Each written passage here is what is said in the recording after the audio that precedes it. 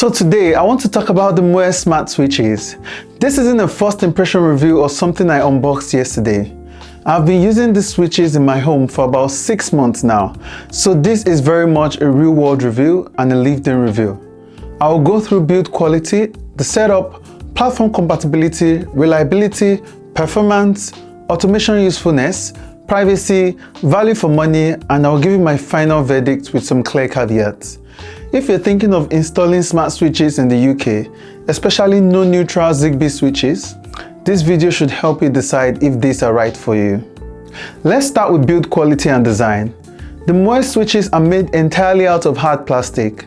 They don't feel premium, and I don't think Moes is even trying to position them as premium. When you press the buttons, they are quite clicky and noticeably loud compared to some higher end switches on the market. That said, I actually like the overall design. It's clean, minimal, and modern enough that it doesn't look out of place in a typical UK home. Once it's on the wall, it looks fine. Where it falls short really is the materials and the feel. If you've ever used switches with softer touch mechanisms or quieter actuation, you will immediately notice the difference here. For the UK market though, one big plus is that Moes offers a no neutral option, which is essential for a lot of UK homes. Once wired correctly, it works as expected. Overall, I'd give build quality and design a 6 out of 10. It's functional, it looks clean, but there are definitely better built and quieter switches out there if you're willing to pay more. Moving on to setup and pairing, and this is one of the areas where Moes actually does pretty well. The initial pairing process is very straightforward. Once the switch is wired up and powered on, you just hold down the first button for a few seconds and it immediately goes into pairing mode. Every single unit I bought paired instantly with my Zigbee controller. No retries, no strange behaviors, no devices refusing to join the network. The switches come with instruction manuals in the box, and for once they're actually useful.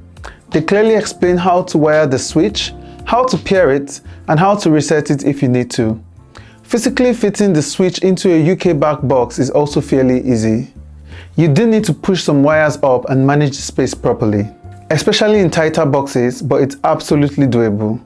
Resetting the switch is the same process as pairing, and that works reliably as well. Overall setup and pairing has been painless for me, and that's something I really value with smart home devices. For this category, I'll give it an 8 out of 10.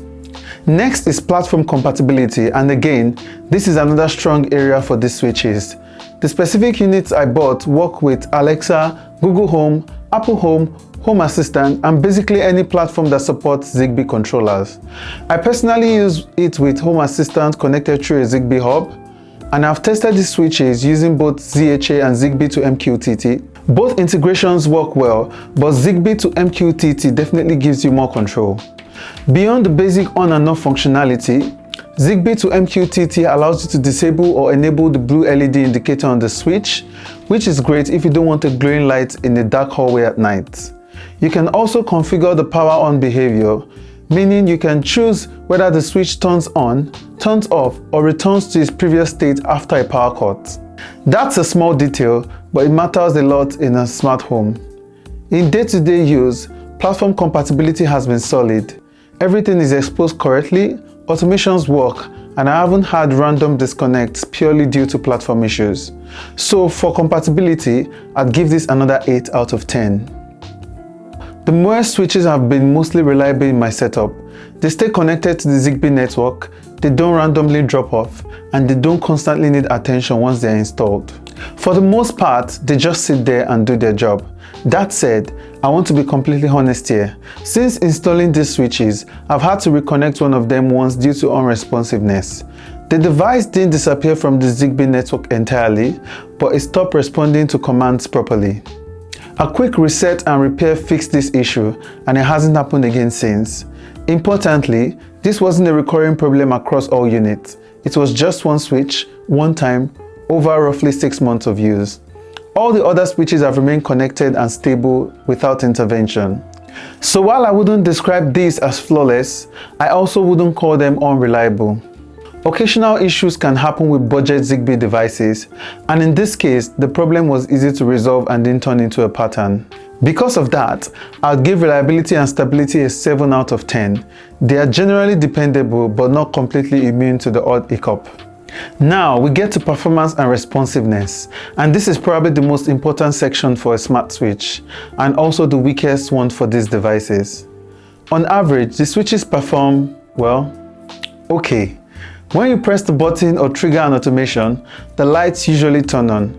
But where the struggle is when you try to do more complex things, like turning on multiple gangs at the same time.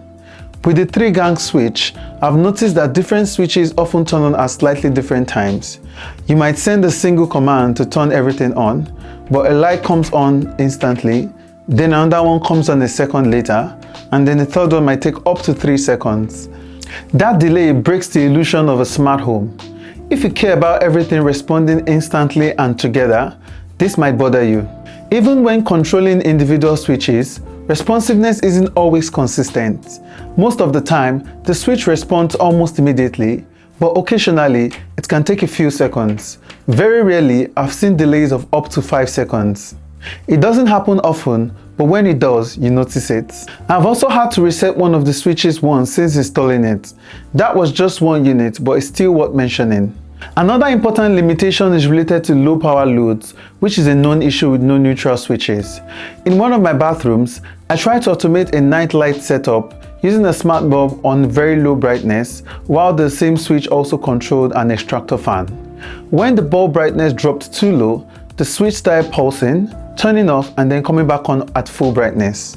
What's happening here is that the combined load of the extractor fan and the dimmed LED bulb wasn't enough to power the switch properly, so it effectively rebooted itself.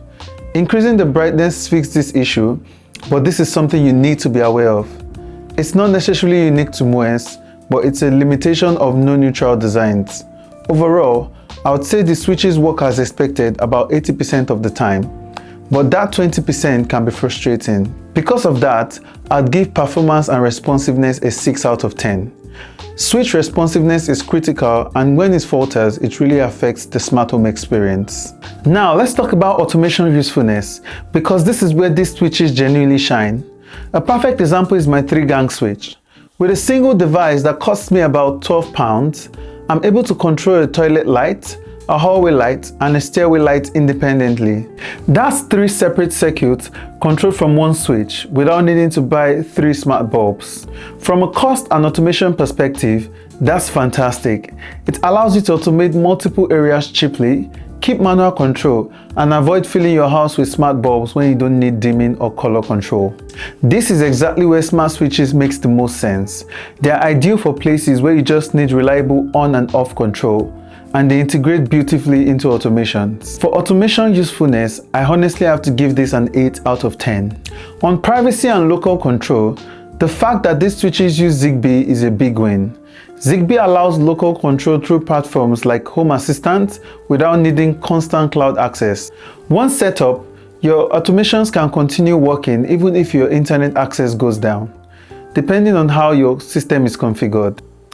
Of course, if you choose to connect them through cloud-based platforms like Alexa or Google Home, that introduces external dependencies, but the hardware itself doesn't force you into the cloud, and that's something I really appreciate. Now let's talk about value for money, because this is where Moes really competes. At around £12 per switch, these are genuinely affordable. In my case, one switch replaced the need for 3 smart bulbs, which would have cost significantly more. For areas where you only need on and off control, this makes a lot of sense. That said, the quirks, responsiveness issues, and multi-gang inconsistencies mean that they are not perfect.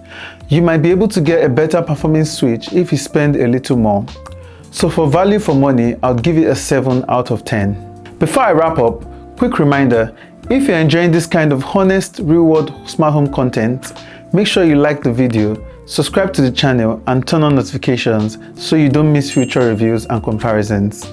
I'll be testing other smart switches soon and putting them head to head with this. So my final verdict, I'll give it an overall score of 7 out of 10. Would I buy them again? Yes, but with some caveats.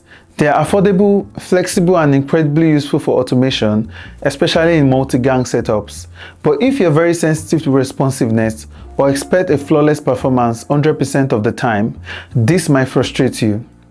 In conclusion, the Moes Smart switches are a solid budget option that delivers a lot of value as long as you understand their limitations. They are not perfect, but for the price, they do a lot right. And in the right use cases, they make a smart home genuinely smarter. Thanks for watching, and I'll see you in the next one.